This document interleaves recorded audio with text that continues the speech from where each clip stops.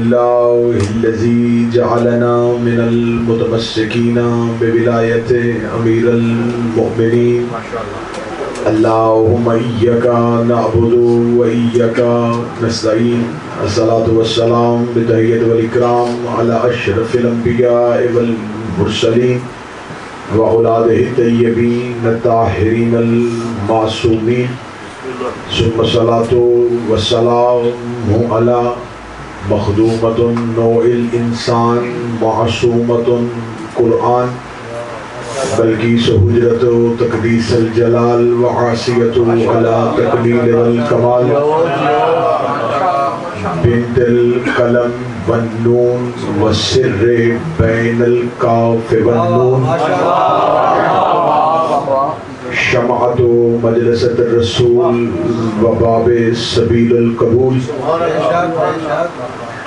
آیت اللہ العظمی و زوجت آیت اللہ الکبریٰ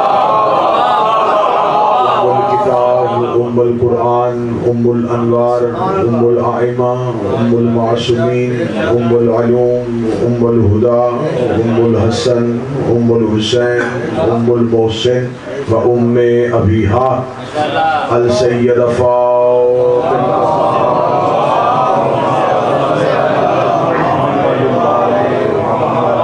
ولعن اللہ تعالی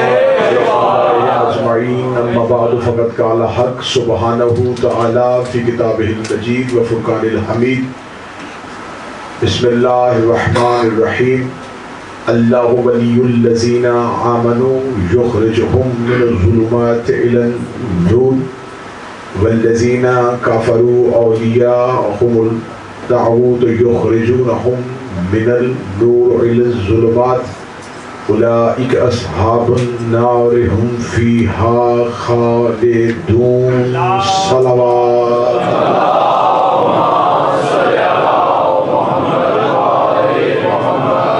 دعائے خالق رب العزت مالک کل بطفیل پنجتن پاک چہاردہ معصومین اور بواسطہ شہداء کربلا ہماری اس عبادت کو قبول و منظور آپ جتنے بھی احباب جہاں جہاں سے دور دراز سے جتنے قدم چل کے آتے ہیں آقا ذاتی آپ کو اس کا اجر عطا فرمائے اس ادارہ کے منتظمین عہدیداران ممبران جو امام حسین کے نوکروں کی میزبانی کے فرائض سر انجام دیتے ہیں میرا مالک ان کی توفیقات میں اضافہ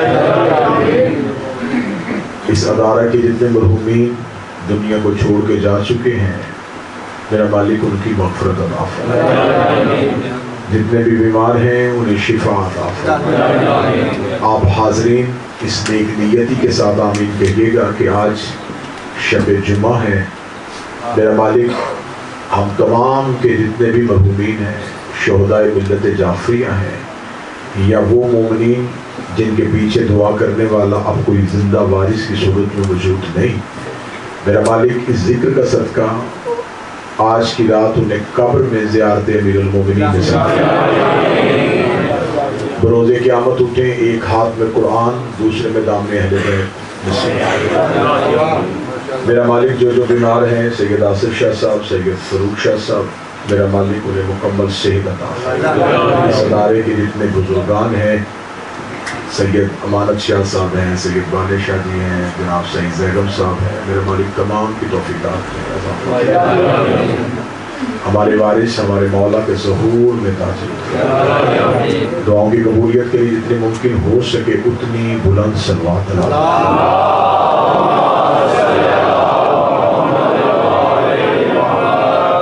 اب کوئی آئے تو اسے آگے بھیج دیجیے نا کوئی مسئلہ نہیں جو بھی آتا ہے مجلس میں آ جائے اجازت ہے ذکر آپ کے سامنے اللہ کے قرآن سے سورہ مبارکہ سے ایک مشہور آیہ کریمہ تلاوت کی ہے جس میں خداوند متعال اپنا ولی ہونے کا اعلان اور ابلیس کے پروگرام کا اعلان کرا اللہ ولی الذین آمنوا میرا مالک صحت عطا فرمائے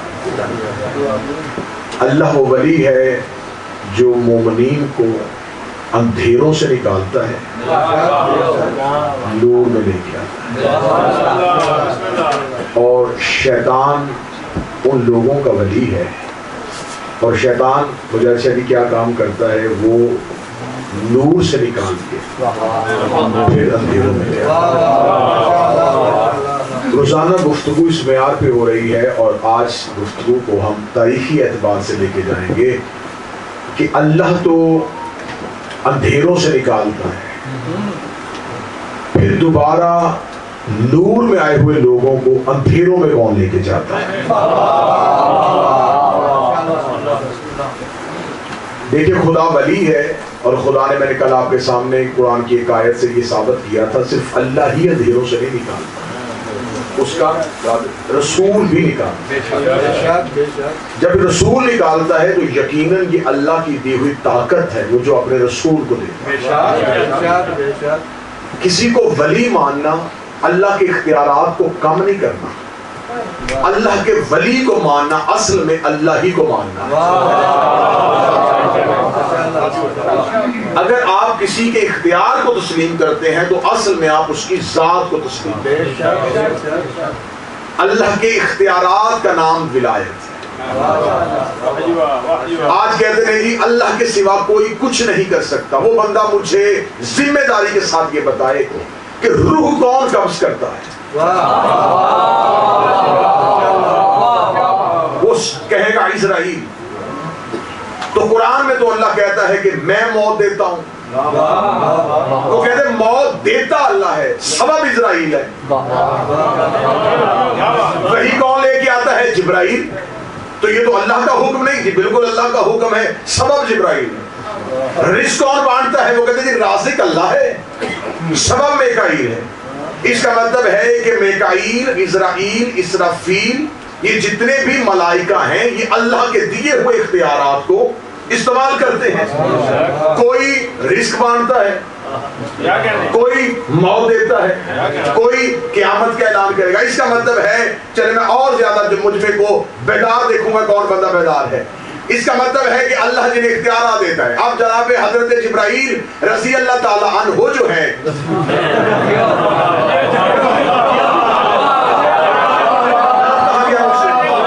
مجھے کیا کہنا چاہیے تھا؟ علیہ السلام۔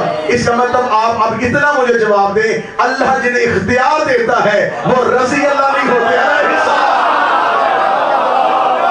پہلی بات یہ،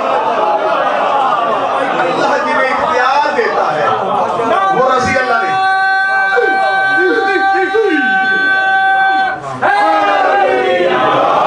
علیہ السلام ہوتے، حضرت جبرائیل علیہ السلام، میکائیل علیہ السلام، اسرافیل علیہ السلام، اسرائیل علیہ السلام۔ کہیں نے لکھا کہ خدا نے قرآن میں کہا تھا نحن نحیی الموتى، ہم موت دیتے ہیں۔ دعویٰ خود کیا، بھیج اسرائیل کو دیا۔ قرآن میری کتاب ہے، دعویٰ خود کیا، بھیج جبرائیل کو دیا۔ رازق میں ہوں، بھیج میکائیل کو دیا۔ میرے مالک یا تو خود آ، یہ میرے ہی مختار ہیں، یہ ان کو میں نے ہی اختیار دیا ہے۔ یہ اللہ کے دیے ہوئے اختیارات کو تسلیم کرتے ہیں۔ میکائیل کے پاس کس کا اختیار ہے؟ اسرائیل کے پاس کس کا اختیار ہے؟ اسرافیل کے پاس کس کا اختیار ہے؟ اور ان تمام ملائکہ کے اوپر جو سردار ہے اس کا نام کیا ہے؟ حضرت جبرائیل۔ حضرت جبرائیل کون ہے؟ سید الملائکہ، افضل الملائکہ، سردار الملائکہ۔ کسی مذہب کے مولوی کو اس پہ کوئی اعتراض نہیں، کسی کو کوئی لڑائی نہیں، کوئی اس پہ جھگڑا نہیں کرتا کہ ہمارے ہاں تو یہ نہیں ہے، ہم تو کسی اور فرشتے کو سردار مانتے ہیں۔ جو بھی لا الہ الا اللہ پڑھتا ہے وہ سارے مانتے ہیں۔ ہم سب کا عقیدہ ہے کہ حضرت جبرائیل تمام فرشتوں کے سردار ہے۔ اس مولوی کو سر پہ قرآن رکھ کے بتائے، یہ اللہ نے جب جبرائیل کو فرشتوں کا سردار بنایا تھا تو کیا خدا نے فرشتوں سے کہا تھا کہ اکٹھے ہو کے اپنا سردار بنا؟ مجھے صرف اس بات کا جواب دیا جائے کہ جب موسم جہاں آواز پہلے تھی وہی کر دینا، جب خدا نے فرشتوں کا سردار جبرائیل کو بنایا تو کیسے بنایا تھا؟ فرشتوں نے ووٹنگ کی تھی، آپ نے کسی ایک کو چنا تھا، اکٹھے ہو کے فیصلہ کیا تھا جب آپ نے اپنے ہی سردار بنانا ہے، اس کا اللہ کے ساتھ کوئی تعلق نہیں، تو آؤ بیٹھ کے فیصلہ کر لیتے، کسی ایک کو چن لیتے. ایسا نہیں ہوا. کس نے بنایا؟ اللہ نے. کس نے بنایا؟ اللہ نے. میں لفظ ضائع کرنے کا عادی نہیں ہوں، میں موضوع کو لے کے چل رہا ہوں. اللہ نے جبرائیل کو علیہ السلاموں کا سردار بنایا. بات جھگڑے کی تو ہے ہی نہیں، یہ شیعہ سنی کی تو بحث ہی نہیں ہے. بات تو ہر باضمیر بندے سے ہے کہ جب علیہ السلام اپنا سردار نہیں بنا سکتے تو رضی اللہ نبی کا خلیفہ کیسے؟ جھگڑا تو ہے ہی.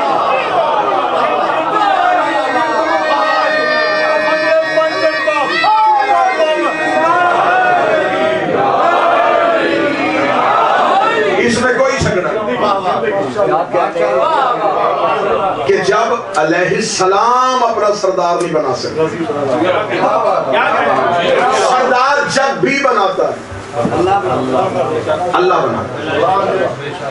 اب خدا نے ان تمام ملائکہ کو جو اختیار دیا وہ اختیار کس کا دیا ہوا ہے؟ اللہ کا. ہر فرشتہ، اور یہ جو نام میں نے لیے ہیں یہ وہ فرشتوں، یہ نہیں کہنا کہ فرشتے ہیں صرف اتنے، کہ بس یہی 4-5 جو فرشتوں کے نام آتے ہیں. ان گنت فرشتے. کسی کے ہاتھ میں سورج کی زنجیر ہے، کوئی ہوائیں چلا رہا، کوئی پتی کو کھول رہا ہے، کوئی کمبل کو نکال رہا ہے، کوئی سٹے کو پھاڑ رہا ہے. خدا نے ہر چیز پہ ایک ملک مقرر کیا ہوا، ایک فرشتہ مقرر. کتنے ہیں؟ ان گنت.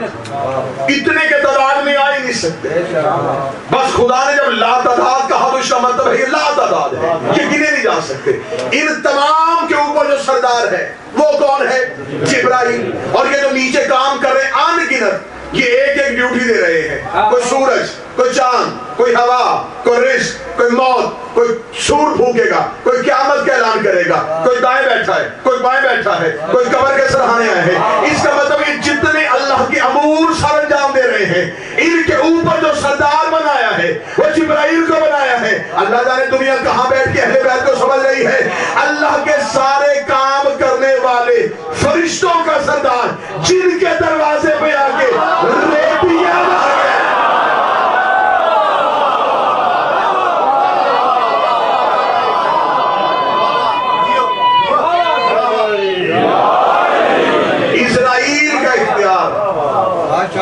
اسرائیل کے پاس اختیار یہ سب نے مان لیا، میکائیل کے پاس اختیار مان لیا، اور جو ان کے اوپر سردار ہے وہ جن کا نوکر ہے. آپ بتا ان کے پاس کیا اختیار ہے؟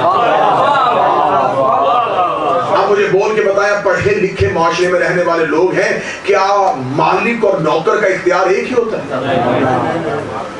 اس کا مطلب ہے کہ مالک کا اختیار نوکر کے اختیار سے زیادہ ہے. اب نوکر تو موت دیتا ہے،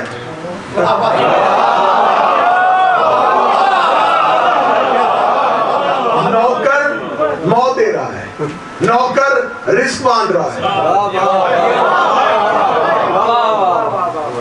جو اختیارات تم آل محمد میں تلاش کر رہے ہیں وہ ان کے نہیں، وہ ان کے نوکروں کے. انہوں نے ان فرشتوں کو، ان نوکروں کو ان اختیارات پہ معین کیا ہوا، مقرر کیا ہوا. اس کا مطلب ہے یہ جتنے اختیارات ہیں یہ اللہ نے دیے. اگر اللہ فرشتے کو اختیار دے تو کوئی لڑائی نہیں. کبھی آج تک میرا خیال ہے کہ 18-20 سال کی نوکری ہو گئی ہے ممبر پہ، کبھی آج تک ممبر پہ چٹھ نہیں آئی کہ آپ ثابت کریں کہ اسرائیل کیسے حکم کرتا ہے. آپ بتائیں کہ میکائیل کیوں رزق باندھتا ہے؟ کبھی کسی نے فرشتے کے اختیار میں بحث نہیں کی. بحث جب بھی ہوتی ہے علی کے اختیار میں. میں جملہ کہوں لندن میں، اس کا مطلب ہے کہ دنیا کو اختیارات کی تقسیم سے بغض نہیں ہے، علی سے بغض ہے.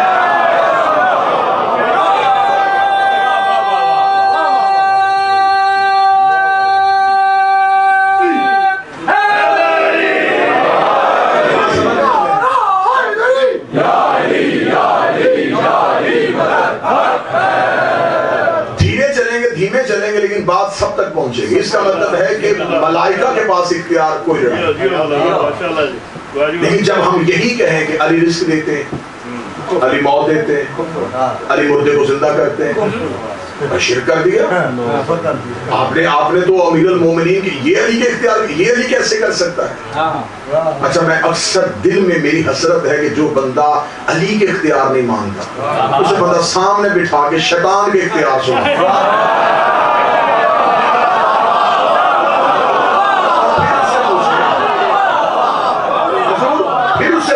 اب بندہ کسی بندے سے پوچھے کہ تجھ سے غلطی ہوئی, تجھ سے گناہ ہوا, تو نے اپنی مرضی سے کیا؟ وہ نہیں جی, شیطان نے گمراہ کر دیا. اچھا, اس ٹائم شیطان لندن میں تھا, اسی ٹائم پاکستان میں بھی ایک بندہ غلطی کر رہا تھا, ہندوستان میں بھی کر رہا تھا, افریقہ کے جنگلوں میں بھی ہو رہی تھی. تو یہ ہر جگہ پہ کون کر رہا تھا؟ شیطان. اچھا, ایک اکیلا ہر جگہ پہ ہوتا ہے؟ اچھا, شیطان ایک ہے؟ جی جی ایک ہے. ہر جگہ پہ چلا جاتا ہے؟ جی جی ہر جگہ پہ چلا جاتا ہے. تو یہ شیطان ہر جگہ پہ کیسے؟ جی اسے اللہ نے طاقت دی ہے, ڈوب کے مر جا. اللہ اپنے دشمن کو طاقت دے سکتا ہے, اپنی حجت کو طاقت دے سکتا ہے.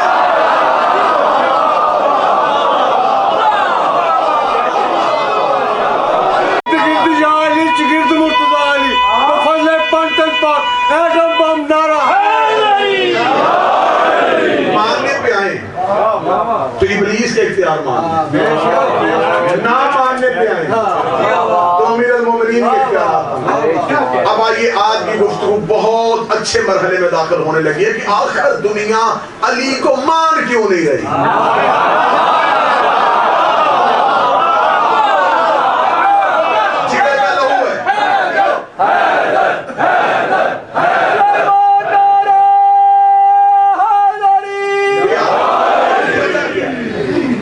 علی کو مان کیوں نہیں رہے؟ جو بندہ علی کے فضائل پڑھ رہا ہے پھر اس پہ دنیا کا ہر الزام یقین کیجیے. اور یہ نہیں ہے کہ یہ سب کچھ 2019 20 21 کو ہونا شروع ہوا, شروع سے جس نے بھی علی پڑھا زمانہ اسی کا دشمن ہے. فضائل نہیں پڑھے جی مشرک ہو گئے, جی نصیری ہو گئے.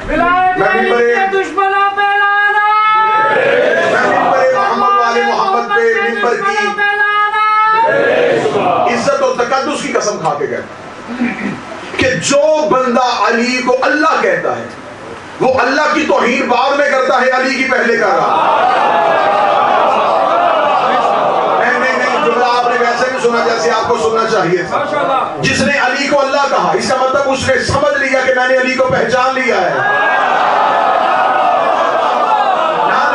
انصاف کرو, جس نے علی کو اللہ کہہ دیا اس کا مطلب ہے کہ اس کے اوپر تو کوئی اونچائی ہے ہی نہیں. اس نے علی کو اللہ کہہ کے اس نے اپنی حد بتا دی کہ میں نے علی کو پہچان لیا ہے. اگر تو نے علی کو پہچان لیا ہے تو میں کلمہ تیرا نہیں پڑھتا, میں کلمہ نبی کا پڑھتا ہوں. نبی کہہ رہی ہے علی معرف الا اللہ وحدہ, اے علی تجھے میرے اور اللہ کے سوا کوئی پہچان.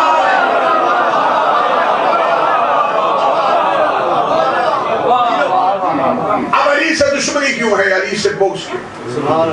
آج گفتگو یہاں اور اس سے آگے پھر چلے گی. دشمنی علی کی وجہ, علی کی خاموشی, اور پھر سارے سلسلے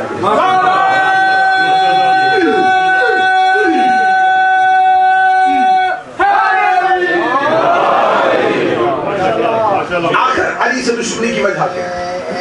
کوئی جتنے بندے جو مہذب ترین لوگ ہیں, جو اہل علم ہیں, ان کے ذہنوں میں اکثر یہ سوال آتا ہے یار یہ شیعہ کہتے ہیں کہ انہوں نے علی کا حق, فلاں بھی علی کا حق نہیں دے رہا, فلاں بھی علی. آخر لوگوں کو علی سے دشمنی کیوں؟ آئیے ہم بتاتے ہیں دشمنی علی کی وجہ کیا ہے. رسالت مآب نے مکہ میں کہا کہ قولوا لا الہ الا اللہ, کہو لا الہ الا اللہ.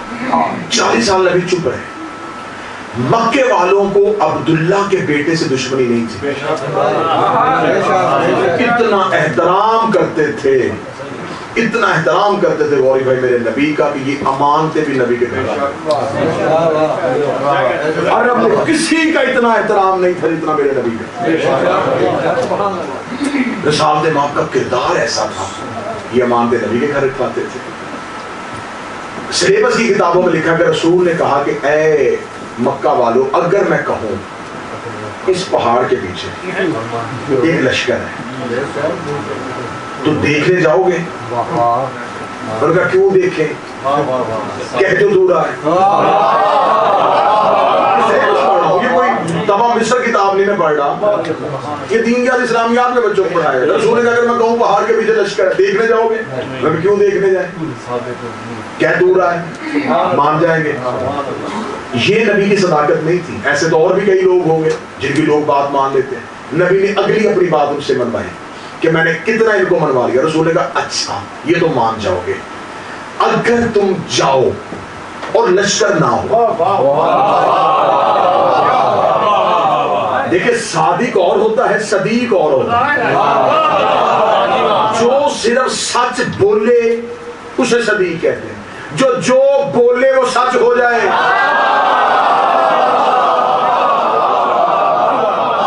اسے صادق ہے.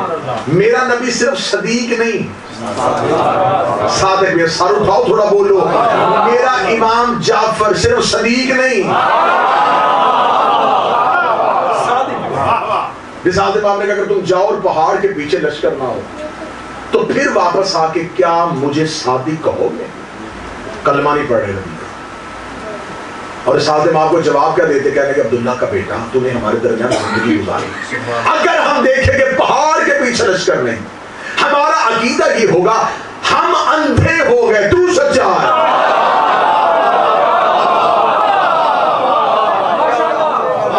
ہمیں نظر نہیں آ رہا, تو سچا ہے. اب دیکھیں کہ وہ اتنا نبی کو سچا مان رہے تھے, وہ کہتے ہمیں دیکھنے کی ضرورت ہی نہیں.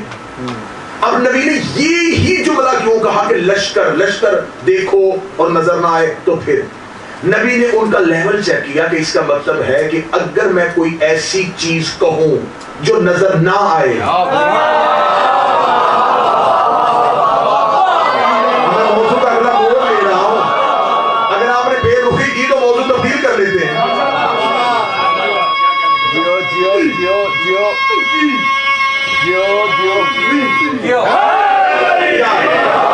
ایک بات ذہن میں رکھیے گا, خطیب اور سامنے کا رشتہ ہوتا ہے توجہ. بولنا داد یہ خود بخود نکلتی ہے. اگر آپ کی توجہ کا رشتہ رہا تو موضوع بہت بہتر طریقے سے. اس کا مطلب ہے کہ نبی نے یہ کیوں کہا کہ اگر دیکھو اور لشکر نہ ہو؟ نبی نے دیکھ لیا کہ ان کے ذہن کہاں تک پہنچے. انہوں نے کہا ہمیں دیکھنے کی ضرورت ہے. رسول نے کہا اچھا اگر میں کچھ کہوں تو تمہیں دیکھنے کی ضرورت نہیں. انہوں نے کہا ہمیں کیوں دیکھنے کی ضرورت, تو جو کہہ رہا ہے کہ ہے تو پھر ہے. رسول نے کہا بڑا آسان ہو گیا. باقی نبیوں کی امتوں نے تو انہیں بڑا تنگ کیا تھا, تو جہاں مجھے بھیجا ہے میں نے تو ان کو بڑا اچھے طریقے سے 40 سال میں ان کے ذہن منوا لیے ہیں, تو یہ تو بڑی جلدی اللہ مان لیں گے. رسول نے کہا بڑا آسان ہے, لمحے میں مکے نے کلمہ پڑھ لینا, لمحہ دیر نہیں ہونی, سب نے مسلمان ہو جانا. رسول نے کہا اچھا میرے مالک کا پہنچا دوں, ان کے ذہن بن گئے. یہ کہتے ہیں کہ کوئی چیز نہ نظر آئے تو ہم مان لیں گے. رسول نے کہا اللہ نے کہا کیا منوانے لگا؟ تجھے منواؤں. کیسے منوائے گا؟ کہوں گا کہ میرے اللہ کو مانے. نہیں ایسے نہیں منوانا, صرف یہ نہیں کہنا میرے اللہ کو مانو, انہیں وہ لا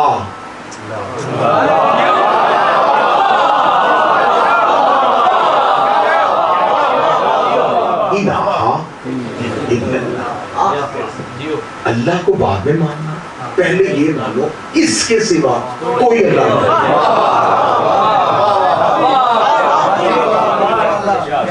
رسول کا بات تو بڑی آسان ہے, مکہ پورا میرا گرویدہ ہو چکا ہے, جو میں کہتا ہوں وہ کر لیتے ہیں, امانتیں میرے گھر رکھتے ہیں, میری زبان پہ. رسول نے اکٹھے کیا, اب رسول نے اکٹھے کر کے کہا کہ دیکھو میں نے تمہارے درمیان زندگی گزاری. یہ پہلا خطبہ ہے قریش سے, میں علی کی دشمنی کی وجہ پہ جانے لگا. میں نے تمہارے درمیان زندگی گزاری ہے, تم نے کبھی مجھے کوئی غلطی کرتے دیکھا؟ کبھی نہیں. کبھی کوئی گناہ کرتے دیکھا؟ ان کا ہم تو تیرے کردار کی قسمیں کھاتے ہیں, ہم تو پوری دنیا میں جا کے کہتے ہیں ہمارے مکہ میں عبداللہ کا ایک ایسا بیٹا ہے جس کا کردار اتنا پاک ہے.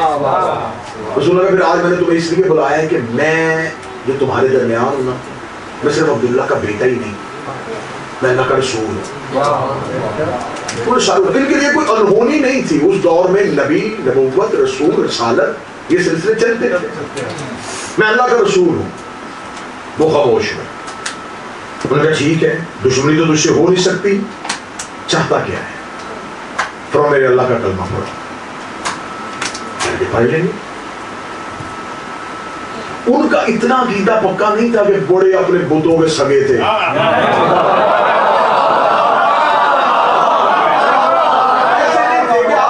جاہلیت دیکھیں، جاہلیت کا دور ہے.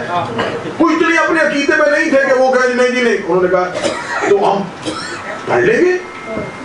ایک ایک قبیلے کے کئی کئی بت تھے. ایک بت کی پورا عرب پوجا نہیں کرتا تھا.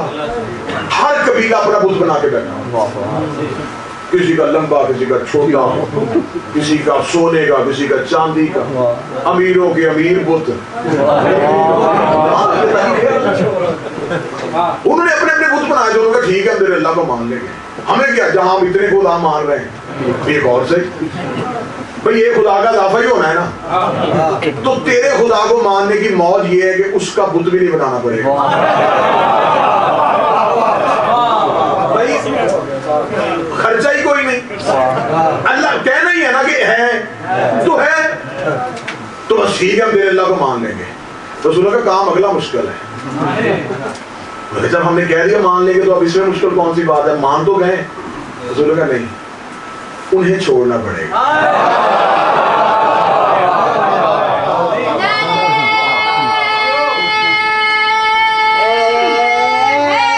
انہیں چھوڑنا پڑے گا. میرے مولا مجھے اتنی طاقت دے دینا، اتنا ماحول بن جائے کہ بعد میں جو لے کے جا رہا ہوں کہ مجھے نہ پڑھ کے بھی کچھ پڑھنا پڑ جائے. نہ سمجھا کے بھی آپ کو سمجھا سکتا. رسول نے کہا کہ انہیں چھوڑنا پڑے گا. انہیں چھوڑ دو گے؟ کہیں گے دیکھ یہ نہیں ہو سکتا. ہمارے باپ دادا انہیں مان رہے ہیں. اچھا شروع سے عادت ہے کہ بندے کئی جھوٹوں کو اس لیے نہیں چھوڑتے کہ پیو دادا انہیں مان رہے ہیں.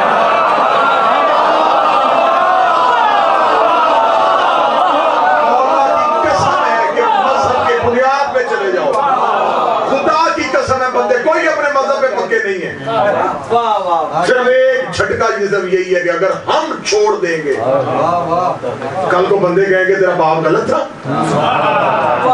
تیرا دادا غلط تھا. اسی ایک خطرے کی وجہ سے بندے حق نہیں سمجھ رہے. اگر ہم مان جائیں گے تو بندے کل کو کہیں گے لو جی باپ دادا جو اچھا تم اتنے اچھے ہو گئے، وہ جو ہمارے پچھلے تھے وہ سارے ہی غلط تھے. اس سے پہلے تو کبھی کسی نے نہیں کہا. پچھلوں پہ جا کے نا اگلی بھی خراب کر لے.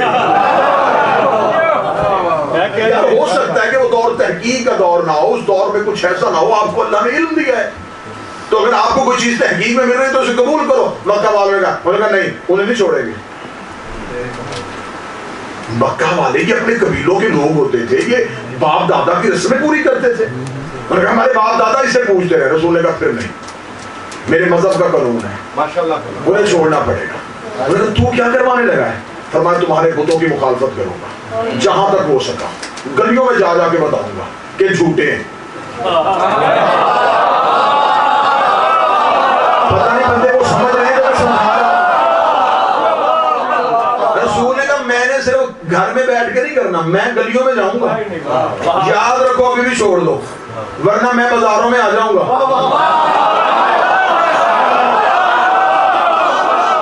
رسول نے سیرت دے دی ہے کہ پہلے گھر بلا کے منواؤ، نہ مانے تو پھر ان کے گھروں کے آگے سے جلوس لے کے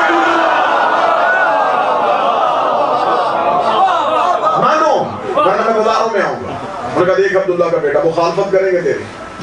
ہمارے خداؤں کو کچھ نہ کہنا، ہمارے خداؤں کو کچھ نہ کہنا، ہمارے خداؤں کو کچھ نہ کہنا. شروع سے یہی عادت ہے ہمارے خداؤں کو کچھ نہ کہنا. یہ پرانی چیز ہے، ہمارے خداؤں کو کچھ نہ کہنا، ہمارے خداؤں کو کچھ نہ کہنا. لندن والوں مجھے مولا حسین کی عزت کی قسم ہے یہ پورے زمانے کی دشمنی جو میں اپنے کاندھوں پہ اٹھا کے پھر رہا ہوں وہ میرے باپ دادے کی لڑائی تو کسی سے تھی نہیں ہے.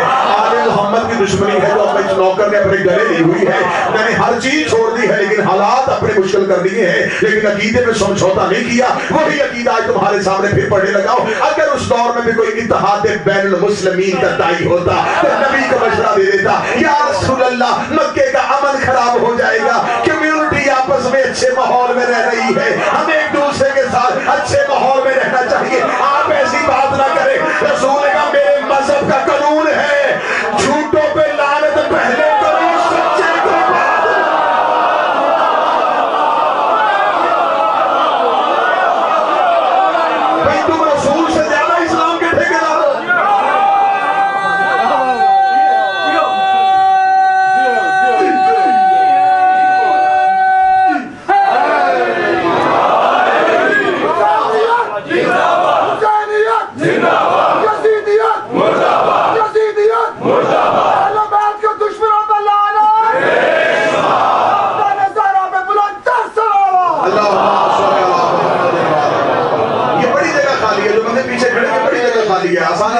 بیٹھ سکتے, اپنی مرضی سے کھڑے ہو تو بسم اللہ, اگر بیٹھنا چاہے تو جگہ موجود ہے. رسول سے زیادہ تمہیں اسلام کا پتہ ہے. جوان بیٹھو یار, جوان تو میرے ساتھ, رسول سے زیادہ تمہیں پتہ ہے کہ رسول نہیں جانتے. رسول کہتے ہیں ٹھیک ہے مکے کا ماحول, میرا بھی باپ دادا یہاں پہ رہتا تھا, تمہارے بھی باپ دادا اچھے ماحول میں رہتے ہیں, تم اپنوں کو بھی مان ہی جاؤ, میرے خدا کو مان جاؤ. نہ انہیں چھوڑو. سچا جب ماننا پڑتا تو صرف سچا ہی نہیں ماننا, اس کے مقابلے میں جو بھی ہو.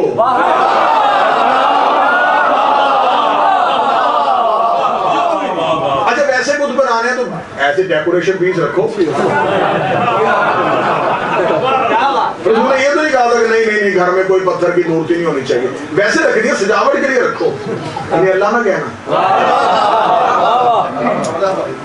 جھگڑا ان پتھر کے بتوں کا نہیں ہے, جھگڑا یہ ہائے ہائے ہائے بات آنے لگی ہے, جھگڑا یہ ہے تم انہیں وہ کہہ رہے ہو جو یہ ہے نہیں.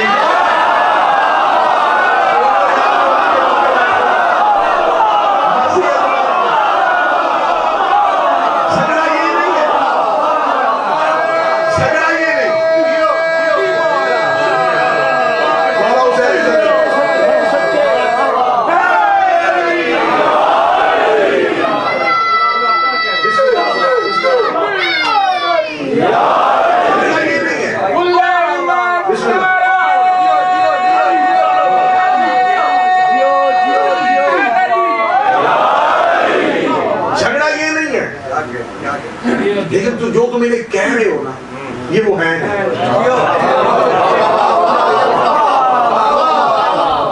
بڑا سیاح ہو گیا ہوں میں.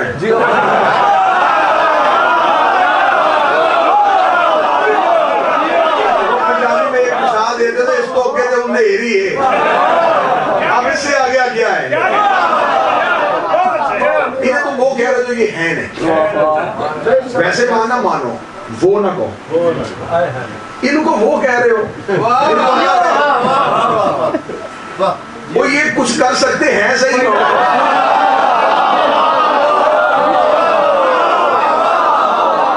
دھوپ میں رکھ دو تو دھوپ میں, اٹھا کے چھاؤں میں رکھ دو تو چھاؤں میں, بارش آئے تو بھیگ جاتے. اور جب یہ اپنا ہی کچھ نہیں کر سکتے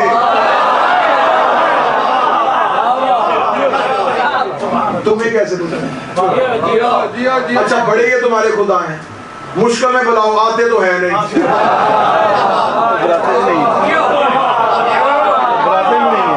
یار جو نبی کے بلانے پہ نہیں آتے,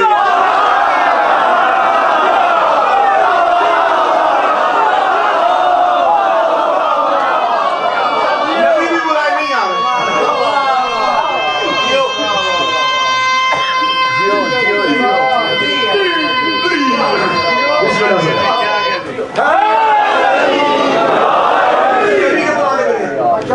جب یہ تمہاری مدد کرتے ہی نہیں, انہیں مانتے کیوں؟ انہیں چھوڑو. جھگڑا پہلے دن کفر اور اسلام کا ماننے کی وجہ سے نہیں, چھوڑنے کی وجہ سے.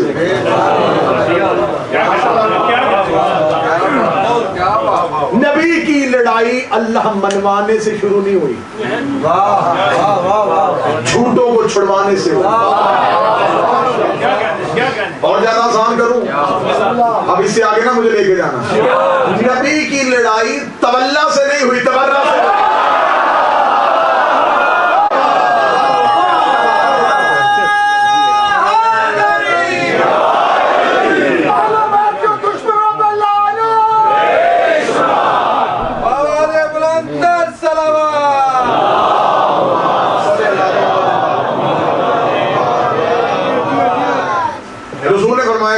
اب علی کی دشمنی پہ آ رہا, رسول نے کہا کہ میرے اللہ کو مانو, انہیں چھوڑو, انہیں چھوڑنا پڑے گا. انہوں نے کہا ہم انہیں نہیں چھوڑیں. فرمایا پھر میرے اللہ کو مانو نہ مانو کوئی فائدہ نہیں. انہوں نے تمہارا اللہ کیا کر سکتا ہے, کیا کرتا ہے؟ تو کہہ رہا نہیں یہ ہمارے خود کچھ بھی نہیں کرتے, تیرا کیا کرتا ہے؟ فرمایا کیا کروانا چاہتے ہیں؟ کہ تجھے بلا. فرمایا میں آیا نہیں,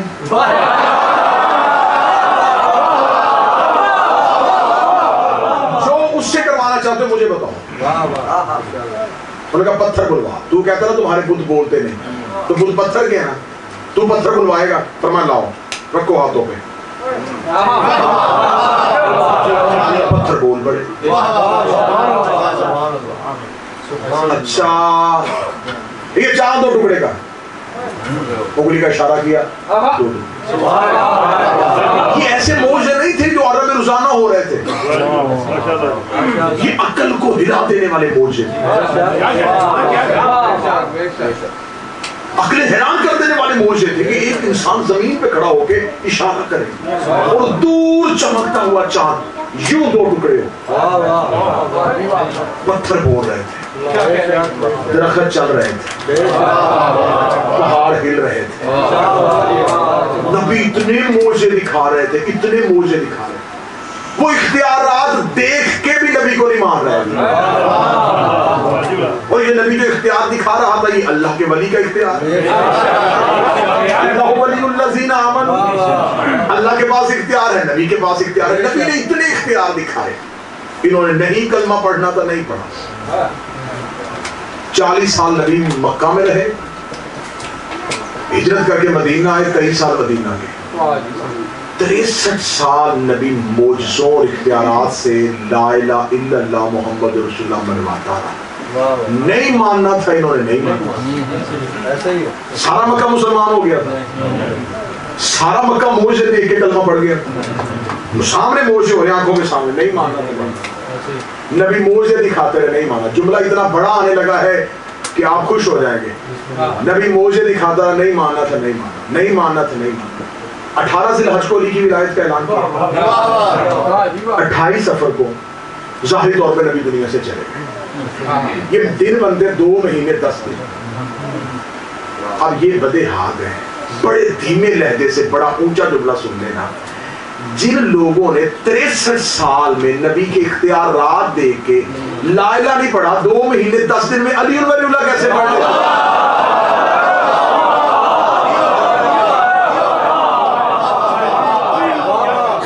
نہیں پڑھنا تو انہوں نے نہیں پڑھا.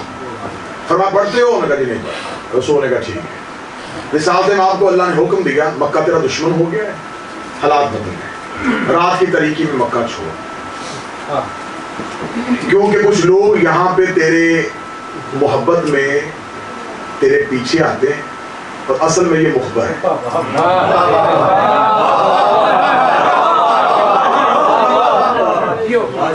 لیکن وہ بات پڑھ رہا ہوں جو ہر جگہ سے ثابت ہو. تو میرا رسول خطرہ ہے مکہ سے. یہ اس پروردگار کا کرم ہے, وہ جب کسی کو حق کی تبلیغ کے لیے زندہ رکھتا ہے نا, تو جب حالات مشکل ہوتے ہیں تو اس سے وطن چھڑوا دیتا ہے.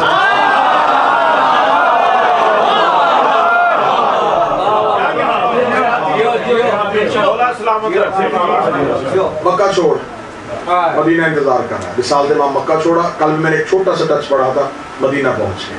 رسالت امام مدینہ آئے. مدینہ کے لوگوں نے بڑا خیر مقدم کیا, رسول کا استقبال کیا. مدینہ لوگوں نے رسول کا کلمہ پڑھنا شروع کر دیا. اب مزاج پڑھنے لگا ہوں علی ولی اللہ کے.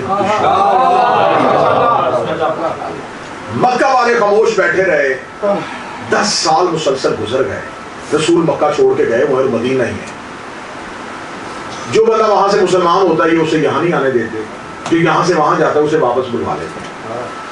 10 سال کے بعد رسول نے کہا کہ اب مکہ فتح کرنا چاہیے.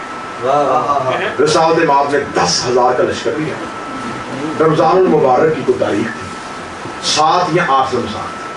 رسالت امام ایک پورا لشکر لے کے مکہ کے باہر آ کے کھڑے ہو گئے. اس دور میں مکہ کا سب سے بڑا سردار ابو سفیان, اس نے مکہ کے باہر یوں رات کی تاریکی میں, کیونکہ مکہ پہاڑیوں کا شہر ہے, پہاڑیوں پہ ایسے لگے جیسے تارے جو ہے نا ستارے, یہ پہاڑیوں پہ آ گئے. اس نے فوراً اپنے ایک دوست حکیم بن جرحم کو ساتھ لیا, زید بن نوفل کو ساتھ لیا. اس نے یہ کیا ماجرا ہے, یہ کیا ہے, یہ مکہ کی پہاڑیوں پہ یہ روشنیاں کیوں ہیں, یہ ستارے اترے ہیں مکہ کی پہاڑیوں پہ. یہ اونچائی پہ کھڑے ہو کے دیکھ رہے تھے. وہ لشکر ہے جو مکہ کی طرف آ رہا ہے. کون ہو سکتے ہیں؟ انہیں پتہ ہی نہیں تھا, انہیں خبر ہی نہیں تھی. یہ سمجھتے تھے کہ نبی لڑتا ہی نہیں ہے. انہیں خبر تھی رسول نے لڑنا. کیا کہنے یہ پوری رات، کیونکہ رات اندھیری تھی، نظر کچھ نہیں آ رہا تھا، صرف وہ مشعلیں جو روشن کی ہوئی تھی، جو لشکر آ رہا تھا اس کی روشنی آ رہی تھی. یہ مکہ کی ایک چوٹی پہ کھڑے ساری رات دیکھتے رہے. صبح کا پہلی کرن جب آئی نا تو انہوں نے دیکھا کہ یہ تو ہاتھوں میں پرچم ہے، یہ تو گھوڑے اونٹ ہیں. کون ہے یہ؟ محمد ابن عبداللہ. محمد آ رہا ہے. ابو سفیان وہیں سے پہاڑی کی لشکر، پہاڑی سے یوں نیچے اترا، اپنے نوکر سے کہا جلدی کر عباس ابن عبد المطلب کو لا. یہ عباس ابن عبد المطلب کو رسول اور مولا علی کے چچا، یہ مکہ میں تھے. حضرت عباس ابن عبد المطلب کو فوراً بلوا کر کہ عباس میں نے کہا تھا کہ اپنے بھتیجے محمد سے کہو کہ وہ مدینہ میں رہے، یہ مکہ پہ حملہ کرنے آ رہا ہے، یہ دیکھو کتنا بڑا لشکر ہے. یوں حضرت عباس ابن عبد المطلب کھڑے ہوئے. کسی کتاب میں چاہو گے ہر سیرت نگار کی، ابن خلدون سے شبلی نعمانی، شبلی نعمانی سے طاہر القادری، طاہر القادری سے سلیمان ندوی، سلیمان ندوی سے لے کے مفتی مریم تک ہر سیرت نگار نے لکھا کہ حضرت عباس ابن عبد المطلب نے یوں دیکھا. حضرت عباس ابن عبد المطلب مسکرائے. دو مزاج پڑھنے لگا ہوں، یہی سے بات کھل جائے گی، موضوع بڑا بہتر کھل جائے گا. حضرت عباس ابن عبد المطلب بھی لشکر کو دیکھ رہے ہیں، ابو سفیان بھی لشکر کو دیکھ رہا ہے. یہ دو فرد نہیں کھڑے، دو نظریات کھڑے، دو علیحدہ علیحدہ فکریں کھڑی. اب میں دیکھوں گا کتنا بندہ خطابت کو سمجھتا ہے کہ وہ دو جملوں میں موضوع کیسے سمجھے گا. حضرت عباس ابن عبد المطلب نے دیکھا تو مسکرائے. مسکرا کہتے ہاں یہ تو ہمارا بھتیجا محمد ہی آ رہا ہے، لشکر لے کے آ رہا ہے. ابو سفیان نے کتاب کہتی کوہنی مار کے کہا عباس تیری بھتیجے نے تو بڑی حکومت بنا لی. حضرت عباس ابن عبد المطلب نے پھیرتی ہوئی آنکھوں سے دیکھا شرم کر، حکومت نہیں رسالت ہے.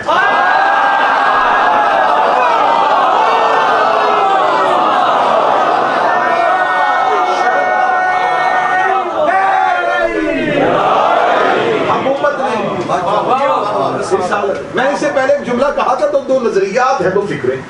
اب آپ مجھ پہ سوال کریں گے اس میں نظریہ کیا ہے. اب میں بتا، ایک وہ تھے جو رسالت کو حکومت سمجھ رہے تھے،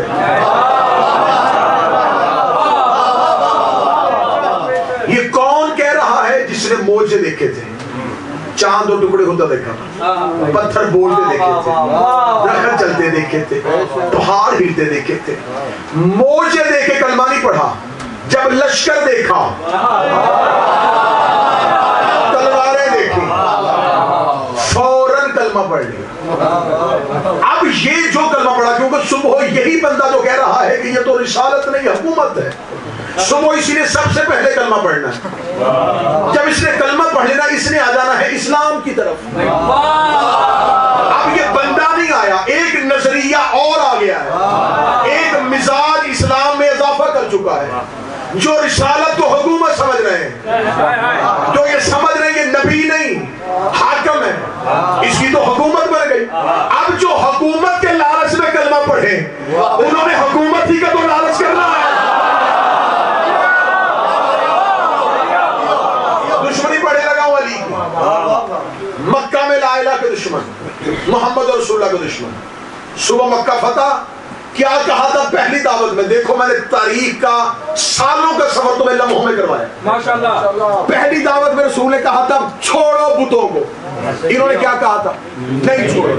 موجے دیکھے نہیں چھوڑو، نہیں اپنے بتوں کو چھوڑیں گے، یہ اپنے بتوں پہ پکے رہے. اب رسول واپس مکہ پہنچے. اب وہی بندے جنہوں نے کہا تھا کہ نہیں چھوڑیں گے دل دہل گئے.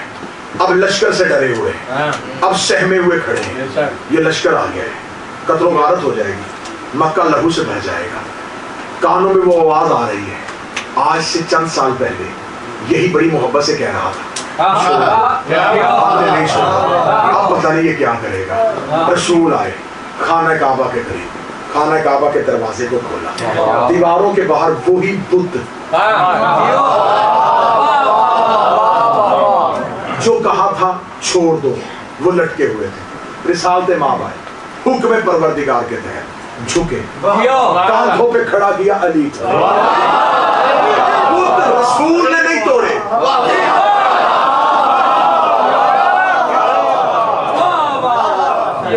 کس نے توڑے تھے؟ کوئی جھگڑا تو نہیں اس پہ. کسی سنی بھائی کو, کسی اہل حدیث کو, کسی کو اختلاف تو نہیں. سب نے کہا بت رسول نے نہیں, بت علی نے توڑے. علی کاندھوں پہ کھڑے ہوئے جن کو یہ چھوڑ نہیں رہے تھے.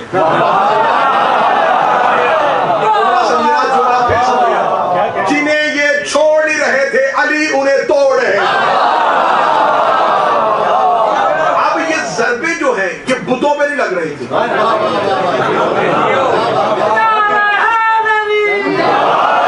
کہتا تھا میرے باپ کا بت, میرے دادے کا بت, میرے پردادے کا بت. کھڑا کون توڑ رہا ہے؟ علی نے توڑے ہیں, علی نے توڑے ہیں, علی نے توڑے ہیں. میرا مولا میں طریقہ یوں جگر نکال کے آپ کی سماعتوں کو ہدیہ کرنے لگا ہوں. اب انہوں نے مجبور ہو کے ڈر سے, خوف سے, سہم کے کلمہ تو پڑھ لیا کلمہ, لیکن نظروں میں آگے علی آتا تھا. اس نے بتوں کو توڑا, اس نے بتوں کو توڑا. بدر میں کوئی کہتا تھا میرا بھائی مارا تھا, کوئی کہتا تھا میرا باپ مارا, کوئی کہتا میرا چچا علی نے مارا, کوئی کہتا میرا دادا علی نے مارا. کیونکہ اللہ آتا نہیں تھا, رسول لڑتا نہیں تھا. اس کے دشمن بھی علی مار رہا تھا, اس کے دشمن بھی علی مار رہا تھا. وہ دونوں بھی علی توڑ رہا تھا. بدر میں بھی علی لڑ رہا تھا, خود بھی علی توڑ رہا تھا, عہد میں بھی علی لڑ رہا تھا. اب یہ لا الہ الا اللہ محمد رسول اللہ تو پڑھ گئے, علی ولی اللہ ان کی حالت میں رک گیا. آج بھی جو علی ولی اللہ نہ پڑھے سمجھ لینا یا تو علی نے اس کا باپ مارا.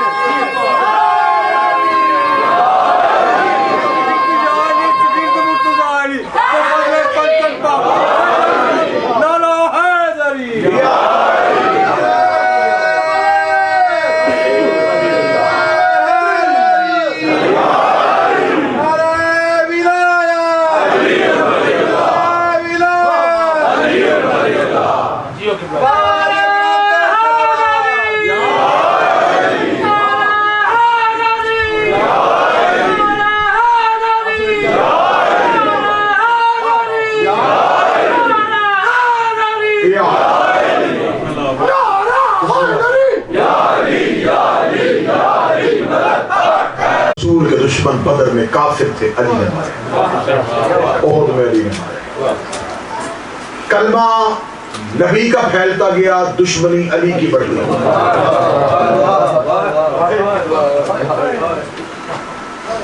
لوگ خوش ہوتے رہے, اس نے بھی کلمہ پڑھ لیا, اس نے بھی کلمہ پڑھ لیا. دلوں میں علی کا زہر پھیلتا, دشمنی علی, عداوت علی, بغض علی سینوں میں پلتی گئی. کتنا مشکل تھا امت کے لیے علی مان رہا. نقصان علی نے کیا. ہم کبھی بھی لوگوں کو کوئی منت نہ کرتے. ٹھیک ہے تم نے نہیں علی کو ماننا, علی کوئی وہ پیر ہے ہی نہیں کہ بندہ منت سے منوائے, نہ مانو علی کو.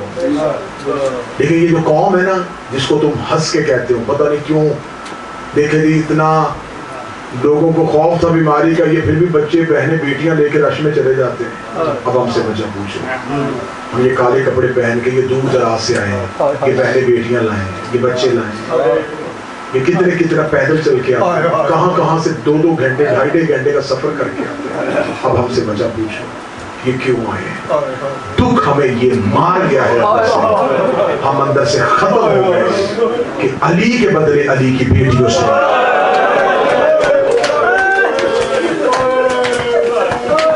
کوئی سنی بھائی بیٹھا ہو کلمہ نبی کا پڑھتے ہو تو میں نبی کی عزت کی قسم گھر میں جا کے سوچ, مردوں کے بدلے مردوں سے لیے جا. تمہیں دشمنی تھی علی سے, حسن سے لڑ لیتے, حسین سے لڑ لیتے, غازی سے لڑ لیتے, بدلے علی کے علی کی بیٹی. جن کے باپ دادا علی نے بدر احد میں مارے تھے، ان کی اولادیں جھولیاں پتھروں کی بھر کے زینب کا استقبال۔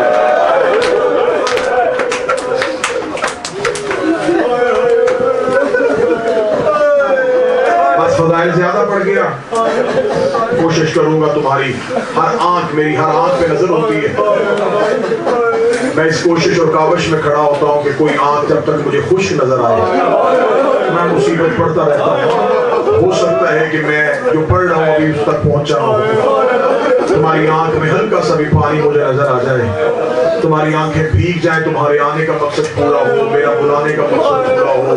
ہمارا مقصد نعرے لگانا نہیں، داد دینا نہیں، مقصد رونا ہے، کیونکہ وہ جو بقیہ سے آتی ہے نا وہ نعرے سننے کے لیے نہیں ہوتا۔ اگر میں کہوں کہ وہ بی بی مجھ حقیر سے فضائل سنتے ہیں، نہیں، وہ اپنے گھر کی فضیلت سے بڑی واقف ہے۔ تم دیر سے آئے ہو، شام سے بیٹھی ہے، کوئی میرے حسین کو روئے۔ مجھے مولا حسین کی عزت کی قسم ہے مادریوں، آج یہ شب ہے 4 کی، دن 3 کا گزر گیا، جملہ ذہن میں رکھنا، اس کی نظریں ہوتی ہیں تمہاری آنکھوں پہ۔ جب کوئی خشک آنکھ لے کے اٹھتا ہے زہرا کو بڑی تکلیف ہوتی ہے، زہرا رو کے کہتی اتنی دور سے چل کے آیا تھا، میرے حسین کو رویا ہی نہیں۔ بس کوشش کیا کرو ایک آنسو آ جائے، نہ آنسو آ سکے کیونکہ رونا انسان کے بس میں نہیں ہے، گردن جھکا دیا کرو، تکلیف محسوس کیا کرو۔ اتر گئی جنگل میں محمد کی بیٹی، آباد گھروں میں رہتے ہو، آباد گھروں سے آتے ہو، آباد گھروں میں واپس چلے جاتے ہو، خرچہ دیکھ دین پہ نبی کی اولاد کا، جس نبی کا کلمہ پڑھتا ہے اس کی بیٹیاں آج کی رات جنگلوں میں بیٹھی ہیں۔ بھائی اللہ بیٹوں کی زندگی کرے۔ آج کی رات زینب بار بار پوچھ رہی ہے، عباس مجھے حسین سے پوچھ کے بتا آج محرم کی کیا تاریخ ہو گئی ہے۔ بادشاہ حسین عزت دے، ابراہیم بھائی مولا زبان میں تحصیل عطا فرمائے۔ میں مصائب میں ہر بندے کے لیے دعا کر رہا ہوں، میرا مالک تمام کی تکلیفیں ختم کرے۔ حسین کربلا میں پہنچے، کروانگی کا مضمون تھا رب ٹوٹ جاتا اگر میں کل کربلا کا برود پڑھتا۔ حسین کربلا میں پہنچے، کربلا کے ٹیلوں پہ حسین کی نظر پڑی۔ حسین نے کہا عباس، جی بادشاہ، عباس ان ٹیلوں کے آس پاس جا، کوئی آبادی ہے تو ان سے جا کے پوچھ کہ ٹیلے کس کی ملکیت ہے۔ عباس نے گھوڑا دوڑایا، تھوڑا فاصلے پہ قبیلہ مل گیا، بنی اسد کے لوگ تھے۔ عباس اس قبیلے میں گئے، عباس کا قبیلے میں آنا تھا۔ جو بچے بازار میں کھیل رہے تھے وہ گھروں میں جا کے کہتے بابا باہر کوئی پیغمبر آیا ہے۔ تم جب ہمیں نبیوں کی باتیں سناتے ہو نا، جو تم ہمیں نبیوں کے چہرے کے بارے میں بتاتے ہو، وہاں اتنے خوبصورت چہرے والا کوئی جوان ہے جو گلیوں میں ہے۔ بابا ہم نے کبھی اپنے قبیلے میں اس جوان کو نہیں دیکھا۔ قبیلہ بنی اسد کے جوان بازار میں آ گئے، عورتیں چھتوں پہ آ گئی، وادی بنی اسد کی گلیوں سے گزر رہے ہیں۔ بنی اسد کے لوگوں نے عباس کا رستہ روکا۔ کون؟ فرمایا مسافر، کس سے ملنا ہے؟ بنی اسد کے سردار سے۔ ایک بوڑھے سردار کو گھر سے باہر لایا گیا، ابروؤں کو ہاتھوں سے اٹھایا، اس نے عباس کا چہرہ دیکھا، کہا جی سردار۔ جب میرا جی سردار، اگلا جملہ جو بندہ مصعب سن رہا ہے اس کا چہرہ بتا دے گا۔ جب کہا جی سردار، جب اس نے عباس کو سردار کہا، عباس کہتے میرا مولا تم سے ملنا چاہتا ہے۔ جب عباس نے کہا میرا سردار تم سے ملنا چاہتا ہے، بنی اسد کا بوڑھا دیکھنا تیرا بھی کوئی سردار ہے؟ تو اتنا حسین ہے، تیرا سردار کون ہوگا؟ مولا عباس کے بعد میرا آقا ملنا چاہتا ہے۔ کیا لگا کہاں ہے؟ فرمائیں کہ میں چلوں؟ فرمائیں حسین خود آنا چاہتا ہے، میرا سردار خود آئے گا۔ گئے، مولا حسین کو لے گئے، قبیلہ بنی اسد کے بوڑھے نے کرسیاں لگوائیں، بیٹھنے کی جگہ بنائی۔ مولا حسین آئے، کرسی دی، کرسی پہ حسین दाएं अब्बास खड़े हो बाएं अकबर खड़े हो। कबीला बनी असद के नौजवान जमीन पे बैठ गए,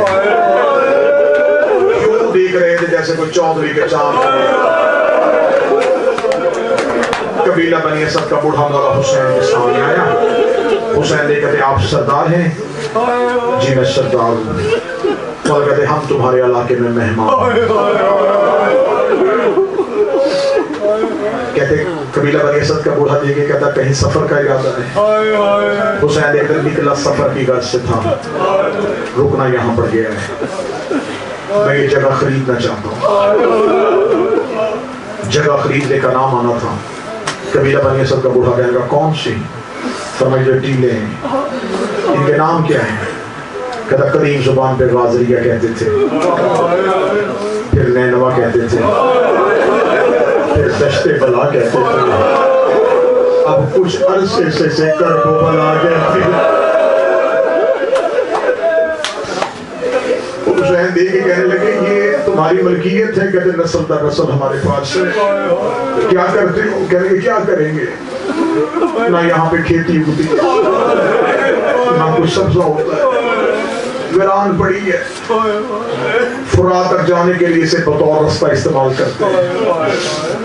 मौला हुसैन ने कहा मुझे फुरात का मुकम्मल रास्ता बंद नहीं करना, तो मेरे पानी की जरूरत होगी।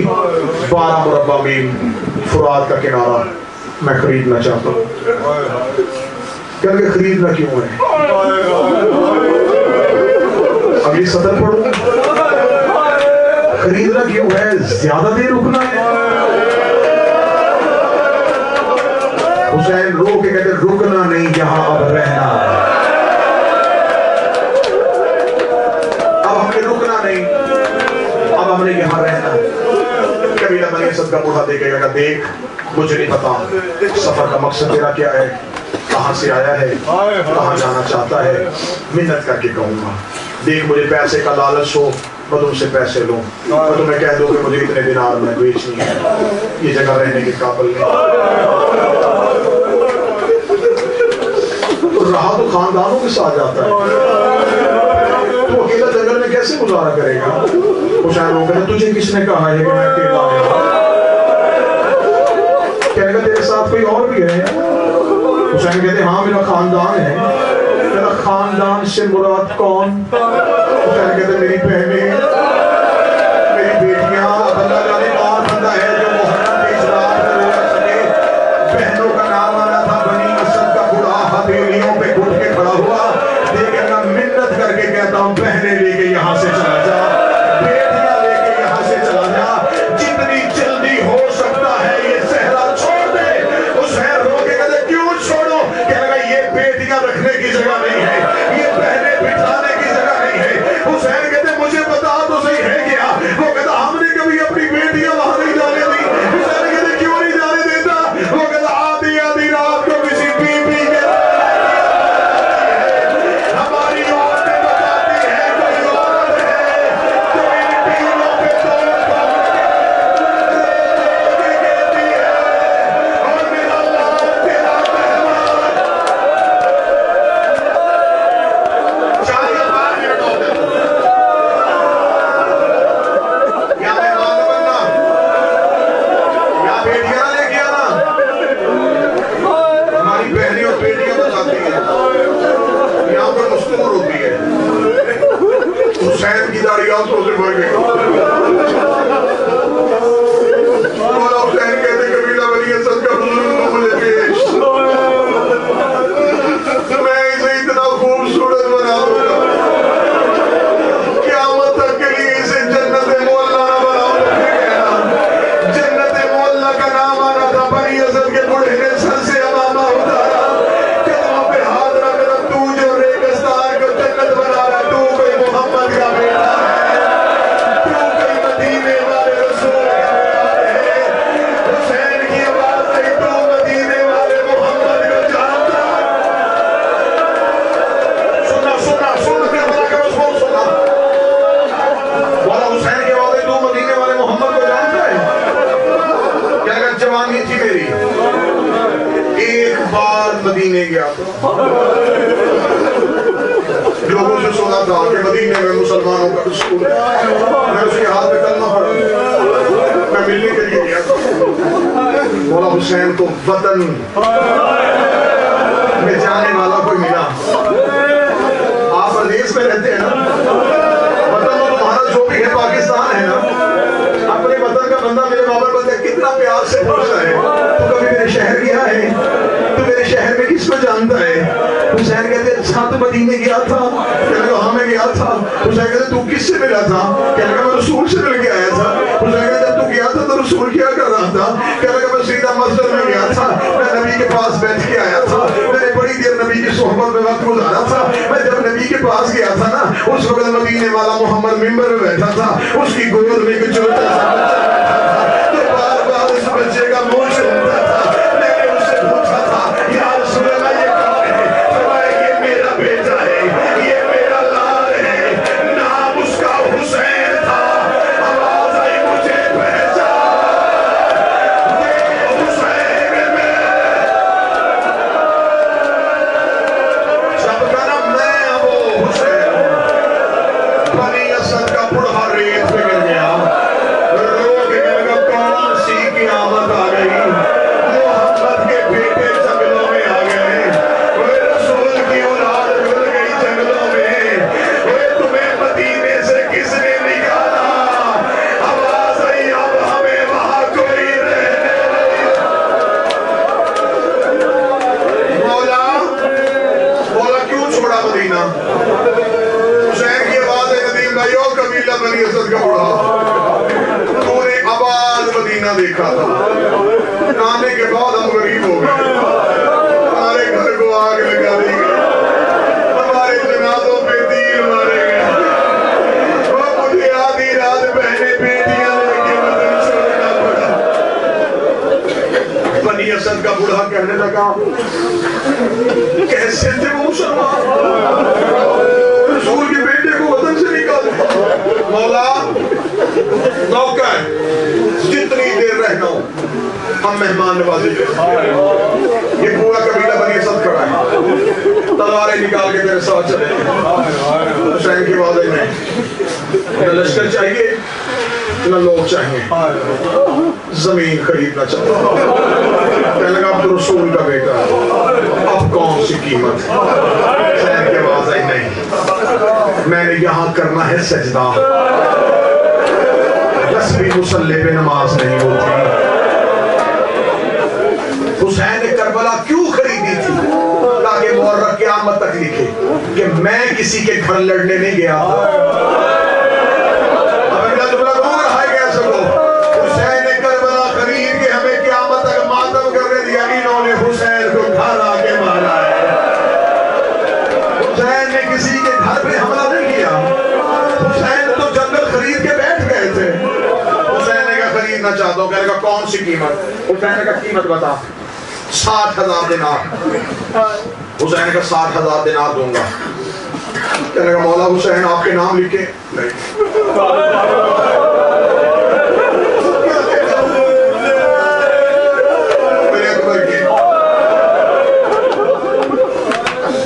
अकबर झुके हाथ बांध के कहते मौला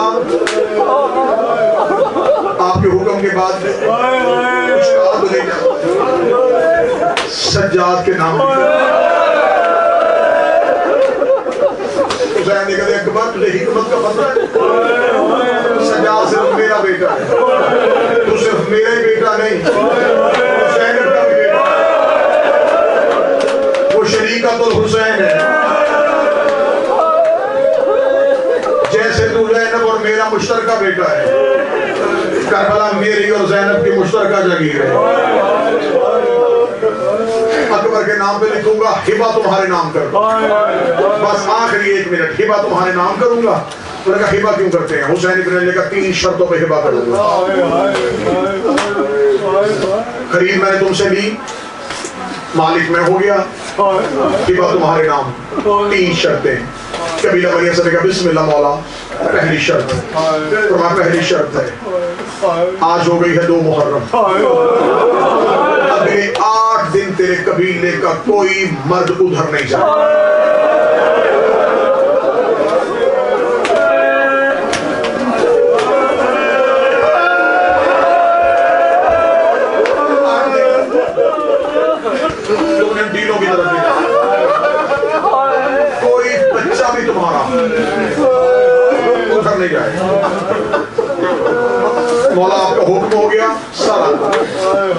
مولا دوسری شرط، مولا فرمایا یہاں 10 محرم کی شام ہو،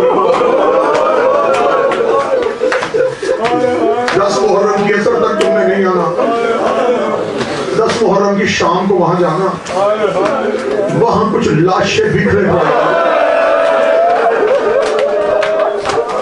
ان کی تدفین کر دینا، یہ میری دوسری شرط ہے۔ یہاں جب ہماری قبریں بن جائے گی نا، پھر اس کے بعد ہمارے مہمان آیا کریں گے، اے مولا حسین تجھے کتنا پیار تھا، یہاں پھر قیامت تک گئے تو ہائے کہے گا میرا مولا تمہیں اسی سال کربلا لیتا ہے، تمہیں مرمائن کربلا میں نصیب ہو، میں پھٹتے ہوئے جگر سے دعا کر رہا ہوں میرا مولا تمہیں چہرہ کربلا میں نصیب کر دے۔